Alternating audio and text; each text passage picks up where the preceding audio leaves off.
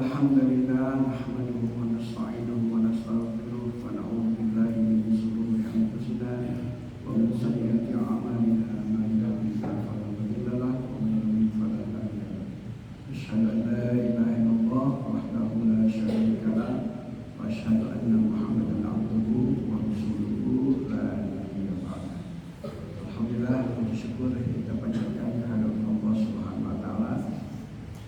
Alhamdulillah kita bisa melaksanakan sholat subuh di hari Ahad, hari pertama di kalender Islam itu adalah Ahad, itu hari pertama, bukan hari libur ya.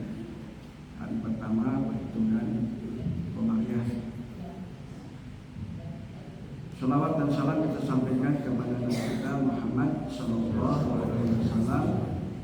Alhamdulillah, mudah-mudahan kita semua selalu bisa mengikuti sunnah-sunnah.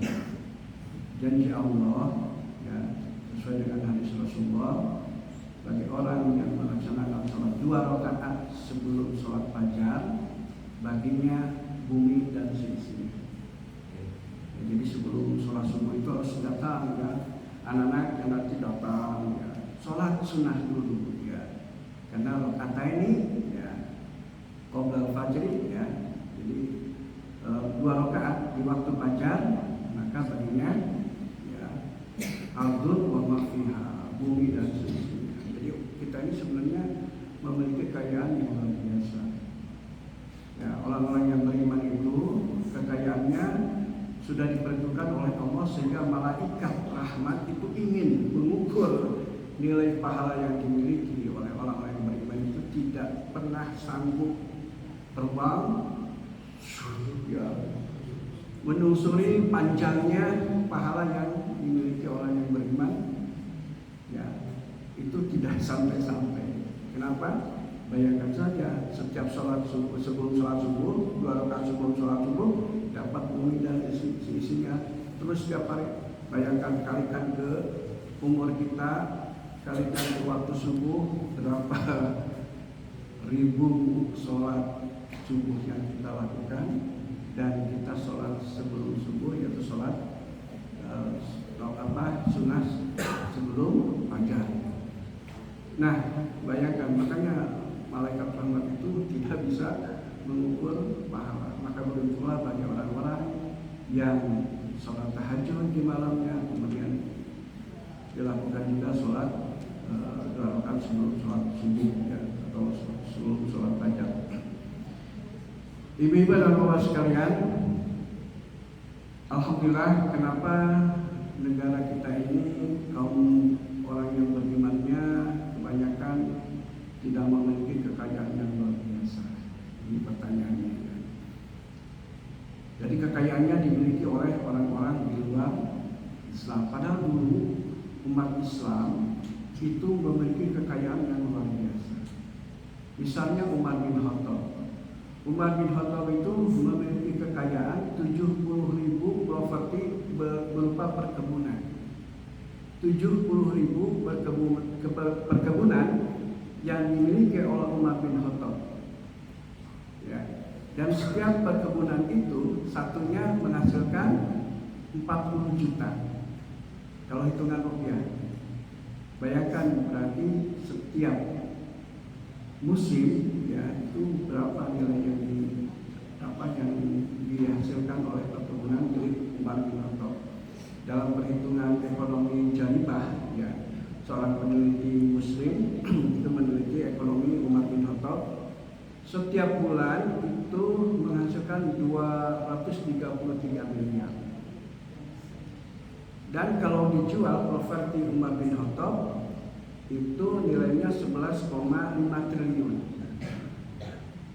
Nah, itu Umar bin Khattab. Belum Utsman bin Affan, ya, kemudian Abu Bakar juga memiliki kekayaan yang luar biasa.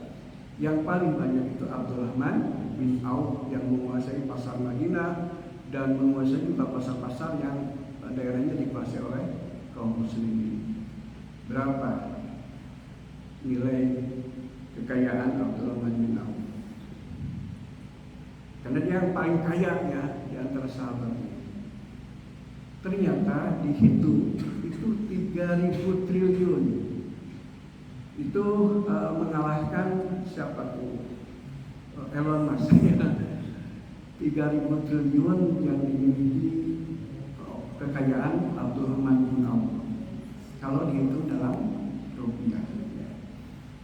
Nah, kenapa begitu kaya luar biasa? Malah seorang sahabat Jubair bin Awam memiliki kekayaan luar biasa, tetapi juga memiliki fisik yang luar biasa. Ya, ketika terjadi peperangan, ya, peperangan Yarmuk kalau nggak salah, itu Jubair bin Awam itu melihat pasukan Romawi, ya, itu jumlahnya hampir 200.000, tapi pasukan umat Islam hanya 3.000 melawan 200.000. Jubair bin Awam itu mengangkat senjata, kemudian menembus pasukan Romawi sampai ke belakang, balik lagi. Ya, 30.000 yang terbunuh ya oleh pedangnya Jubair bin Awam. Selain kaya, kuat, hebat, ya, ini kekuatan yang dimiliki oleh kaum muslimin. Nah, pertanyaannya, kenapa kita saat ini tidak memiliki kekayaan? Ada persoalan. Persoalan kita adalah bahwa kita masih memegang yang namanya dosa-dosa. Fakul tustaghfiru mohon ampunlah kalian kepada Allah Subhanahu wa taala. Sungguhnya Allah itu Maha Pengampun. Yursilis sama alaikum bidzara. Allah turunkan hujan yang lebat. Wa yumdidkum bi amwali wa banin. Dan Allah tambahkan harta kekayaan, amwal, ya, harta kekayaan yang banyak dan anak-anak. Waj'al lakum jannat, dan Allah jadikan kebun-kebun.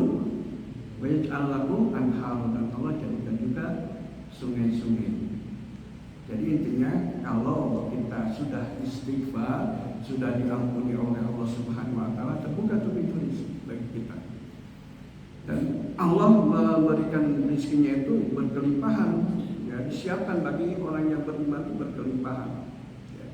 Cuma kita sering memegang dosa, ya, oleh karena itu kita harus membersihkan dosa, ya. Mohon ampunan kepada Allah, membersihkan dosa-dosa kita. Insya Allah Allah akan turunkan rezekinya, ya, disimbolkan dengan hujan yang lebat. Mohon maaf, harus minum dulu. Ya. Bismillah.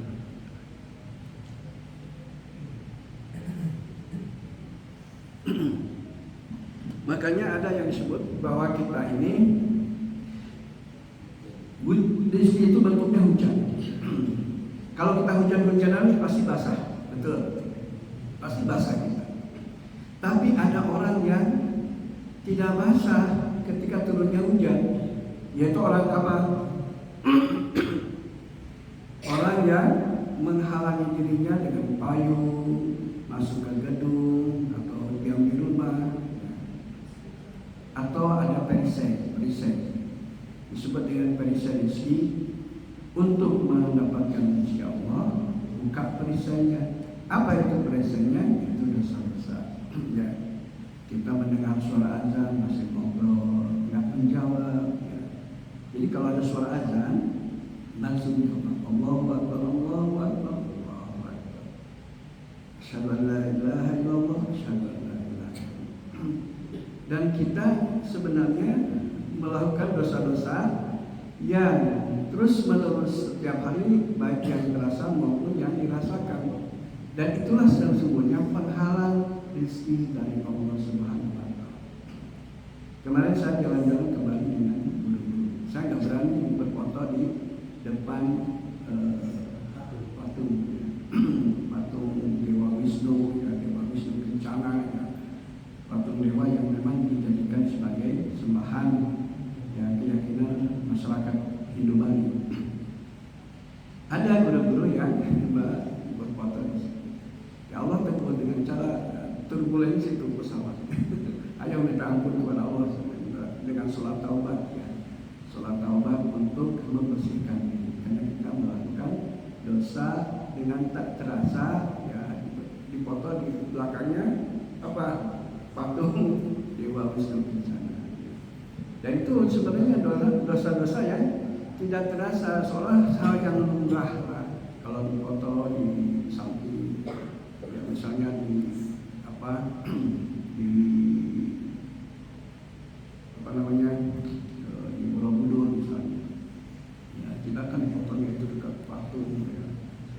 Nah, jadi banyak dosa-dosa yang kita lakukan. Makanya bagaimana kita menghindari dosa, yaitu dengan cara membuka perisai dosa kita, dan baru Allah akan memberikan yursilis sama alaikum midrara wa yumditkum bi amwali wa banin, dan aku akan berikan harta yang banyak dan anak-anak, dan Allah jadikan bagi kalian kebun-kebun dan sungai-sungai.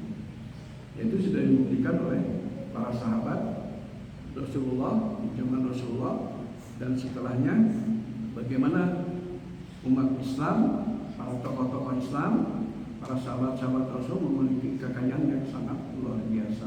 Yahudi itu, yang seharusnya Yahudi yang memiliki kekayaan yang luar biasa itu bisa tersingkirkan oleh kaum muslimin. Ya. Jadi seperti Utsman bin Affan, ya, ketika merebut subur, ya, suburum namanya, yang dimiliki oleh Yusuf. Ya, Yusuf ini orang Yahudi, ya, yang selalu memeras umat Islam. Ya. Akhirnya sumur itu dibeli oleh Utsman bin Affan separuh-separuh. Ya. Karena orang Yahudi itu separuh-separuh itu masih menguntungkan. Ya. Tapi Utsman bin Affan itu punya kecerdasan luar biasa. Yang separuhnya bagi umat Islam, yuk ini bagian aku, nah aku gratiskan. Ya, air sumur ini bagi kalian semua, silahkan pakai sepuas-puasnya. Besok kan bagian Yusuf tuh, kalian nggak usah beli. Akhirnya besoknya, ya, Yusuf datang dan menawarkan air, tidak ada yang membeli. Ya, terus tiap hari tidak ada yang membeli. Ya, walaupun dia sudah memiliki uang dari hasil setengah penjualannya. Akhirnya lama-lama rugi, akhirnya dijual semuanya. Ini teknik yang dimiliki oleh kaum muslimin cerdas, ya. Utsman bin Affan menguasai ekonomi Yahudi, ya, dengan cara seperti itu, membeli. Dan itu ternyata dilakukan juga oleh orang-orang yang ingin menguasai daerah-daerah kaum muslimin. Dibeli sedikit-sedikit, ditutup, dibeli tanah yang nggak mau dijual, ya udah dibeli yang pinggir-pinggirnya, sehingga dia tertutup, nggak bisa akses keluar. Akhirnya apa? Dijual juga. Ini seperti itulah yang dilakukan oleh orang-orang yang di luar atau orang-orang Muslim dalam menguasai daerah-daerah kaum muslim. Maka sebenarnya kita nggak boleh menjual ya, tanah ini, harus dipertahankan. Kemudian setelah kita bebaskan diri kita dari dosa-dosa, maka langkah berikutnya adalah disiplin kata. Disiplin kata ini bagaimana kita selalu berkata kata yang baik. Ya, man kana yu'minu billahi wal yawmil akhir falyaqul khairan aw liyasmut. Barang siapa yang beriman kepada Allah dan kepada Rasulnya, katakanlah yang baik-baik, ya, atau diam. Ya. Ini prinsip dalam Islam, jurus untuk mendapatkan rezeki dari Allah adalah disiplin kata.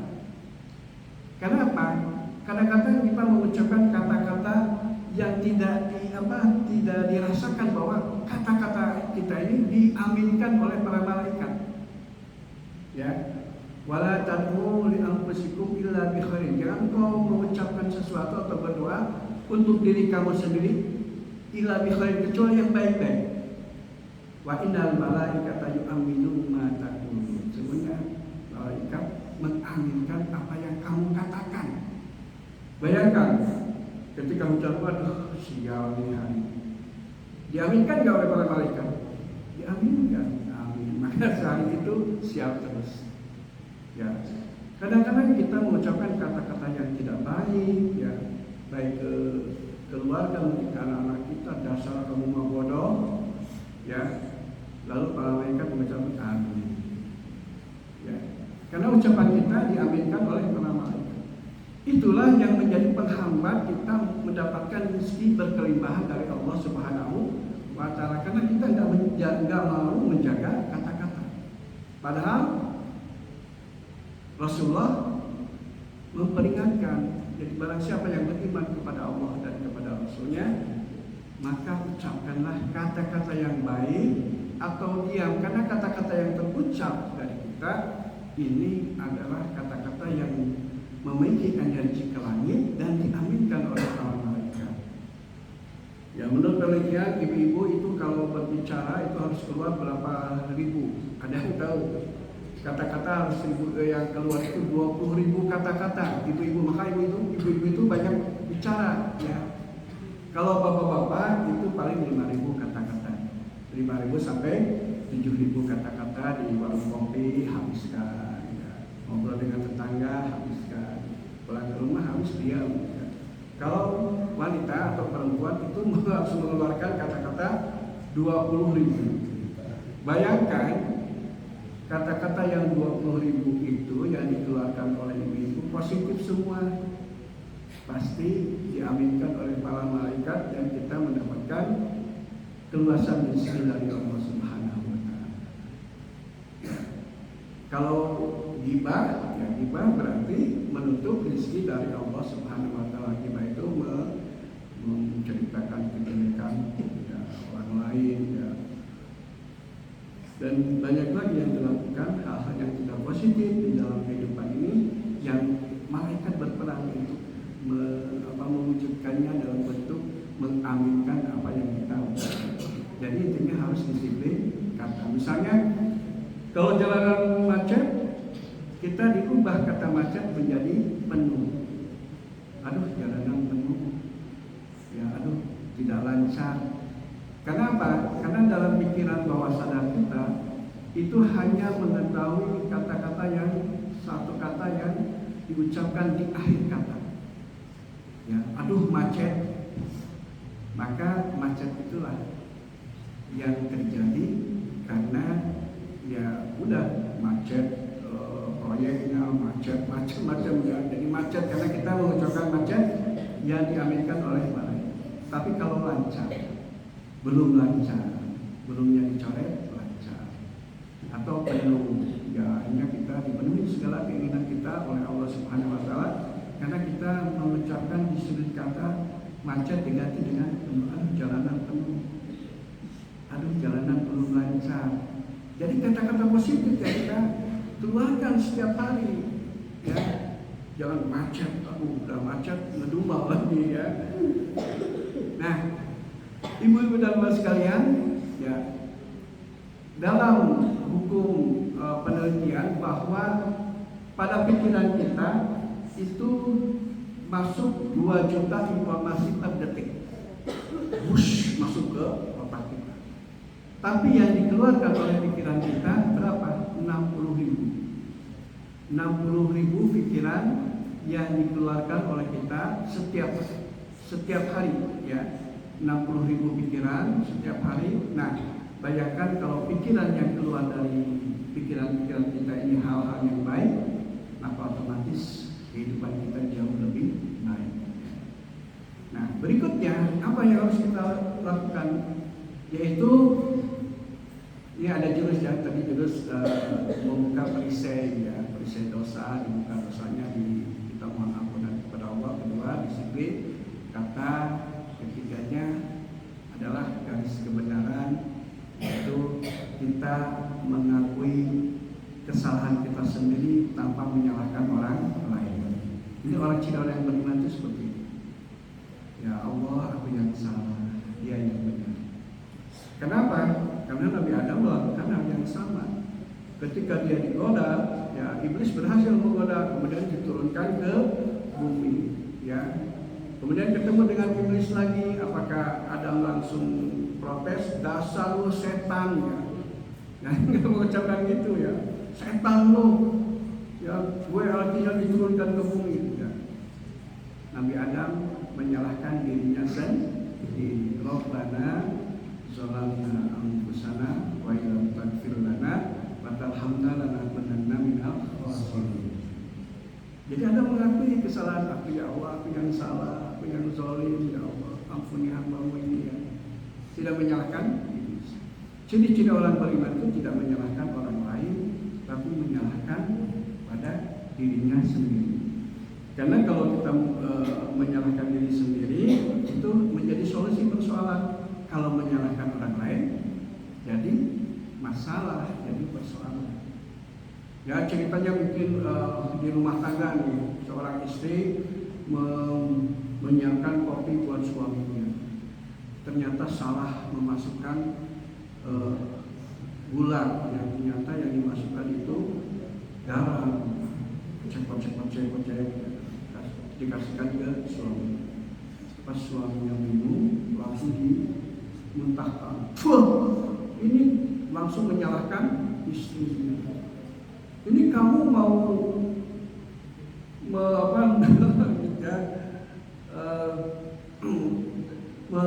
mencelakai suaminya dengan cara memberikan garam. Ya. Kemudian istrinya, kenapa Bang? Ini kopi, kamu isi garam. Ya. Emangnya saya butuh orang lain? Kata suaminya. Ya. Aduh Bang, tiba kopi saja kok seperti itu ucapan abang kepadaku, kata istrinya. Ya kamu harus tahu ya, kamu harus taat kepada suami ya. Karena kalau dalam hadis Rasulullah ya, kalau seorang hamba dibolehkan sujud, istri harus sujud kepada suami ya. Istrinya nggak mau kalah. Lalu dia bilang, Bang, pakai bawa hadis, tahu nggak? Ya, tahu nggak? Nih, surga ada di telapak kaki ini. Ya, hanya berantem dua-duanya ya. Coba kalau kita mulai dengan mengintrospeksi diri sendiri. Ketika meminum kopi, kemudian kopinya terasa pahit dan asin ya. Kemudian dia mengucapkan, ya Allah, ini salah ya. Saya yang salah ya Allah. Saya yang salah. Kenapa? Mungkin uang belanja kurang. Istri protes, ya Allah, aku yang salah. Istrinya keluar, kemudian melihat kopinya belum diminum baru diminum sedikit. Bang, kenapa kopinya nggak diminum? Enggak. Cobain ya, pas minum asin ya. Kemudian istrinya meminta maaf. Maafkan ya Bang, aku tidak tahu bahwa yang dimasukkan itu bukan gula tapi garam. Ya nggak apa-apa, aku yang salah. Aku yang salah. Hanya apa? Berpelukan. Kalau suami mengatakan aku yang salah, ya. Jadi dalam kehidupan ini ada yang disebut dengan garis kebenaran. Ini ada sebuah cerita. Ya ada seorang yang namanya Pak Tamrin, itu lawyer ya, pengacara kondang. Kemudian dia mengamalkan jurus saya yang salah. Ternyata di suatu saat ketika dia pakai kendaraannya ditabrak dari belakang oleh seorang pemuda. Nah, kemudian turun, ya, dia mengucapkan yang diajarkan, ya, dia mendapatkan pelajaran tentang garis kebenaran. Ya. As-sabru inda sudmatil ula. Kesabaran itu ditumbuhkan pertama. Jadi ketika ditabrak ceger, astagfirullahaladzim. Aku yang salah. Ya, dia praktekkan itu. Lalu turun, kemudian memeriksa kendaraannya, kemudian ngomong kepada pemuda itu, Dik, silakan kamu perbaiki mobil kamu, mobil saya akan perbaiki mobil saya sendiri. Ya, silakan pergi ya, nggak apa-apa, saya maafkan. Ya, ketika dimaafkan seperti itu, ya si pemuda itu kan bahagia, ya akhirnya pergi. Lalu apa yang terjadi? Baru naik ke kendaraan, ya, untuk jalan lagi ke kantornya, dapat telepon, ya, dari Kalimantan Barat, dari sebuah perusahaan. Saya sudah mentransfer uang 800 juta. Langsung dibayar cash oleh Allah ketika dia melakukan garis kebenaran. Aku yang salah, dia yang benar. Kenapa? Karena itulah seharusnya yang dilakukan seperti Nabi Adam, tidak menyalahkan iblis tapi menyalahkan dirinya sendiri. sama dilakukan oleh Nabi kita Muhammad Sallallahu Alaihi Wasallam, tidak pernah menyalahkan orang lain, tapi menyalahkan dirinya sendiri dengan cara istighfarnya berapa kalau Nabi? Antara 70 sampai 100 kali istighfar. Makanya lakukanlah kita pun istighfar sehari dikhususkan 100 kali. Astagfirullah, astagfirullah, astagfirullah. Baca la ilaha illallah 1000 kali sehari. Ya pakai ini, ya pakai apa? Yang cekrek-cekrek tuh, ya. Apa ya la ilaha illallah ini di berbagai kesempatan kita lakukan. Ya. Setelah astagfirullah, astagfirullah, astagfirullah, astagfirullah 100 kali, kemudian lanjut dengan la ilaha illallah, la ilaha illallah. Terus ya mungkin sehari itu kita bisa melakukan mengucapkan la ilaha illallah 1000 kali. Dan itu Allah akan menjaga kita, ya. Menjaga dan menenangkan saja. Dalam kondisi apapun tenang saja kita, karena kita yakin dengan Allah Subhanahu Wa Taala yang mengatur kehidupan kita, yang memberikan rezeki kita, yang meluaskan rezeki kita. Ya. Suatu saat ada seseorang yang ingin pergi haji, tapi hajinya harus 20 tahun ke depan. Dia berdoa kepada Allah, ya Allah, aku ingin haji, jangan sampai usiaku tua ketika berangkat haji. Akhirnya apa yang dilakukan?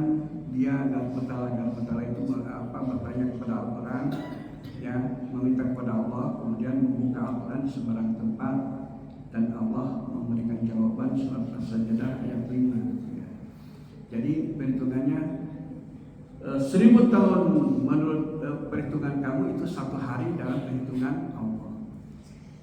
Ya, dia dizikirkan tuh ayatnya, ayat Sajdah ayat 5 itu dia zikirkan. Ternyata beberapa bulan kemudian ada tawaran untuk haji furoda gratis. Ya, dia sampai ya menangis gitu ya. Ya Allah, begitu cepat Engkau mengubah sesuatu yang 20 tahun harus saya lakukan, ternyata dalam setahun bisa dilaksanakan haji furoda, mendapatkan tawaran haji furoda gratis dengan suami. Ya, itu kenapa terjadi? Karena dia sudah mengamalkan satu, membebaskan diri dari dosa, disiplin kata, kemudian melakukan jurus garis kebenaran. Dan tidak pernah dalam dirinya keluar kata-kata yang tidak positif. Itu dijaga. Jadi jurusnya itu satu, perisai membuka perisai diri, yaitu dosa-dosa kita istilahkan. Kedua adalah disiplin kata. Ketiga garis kebenaran. Aku yang salah, dia yang benar. Ya. Jadi insya Allah ya, sebenarnya ada 101 jurus ya yang kaitan dengan bagaimana kita menarik rezeki Allah Subhanahu Wa Taala. Tapi ada jurus yang intinya 10 jurus ya. Di antaranya adalah itu ya, membuka perisai diri, kemudian disiplin kata, kemudian yang berikutnya adalah menjaga terumbu karang. Apa itu menjaga terumbu karang?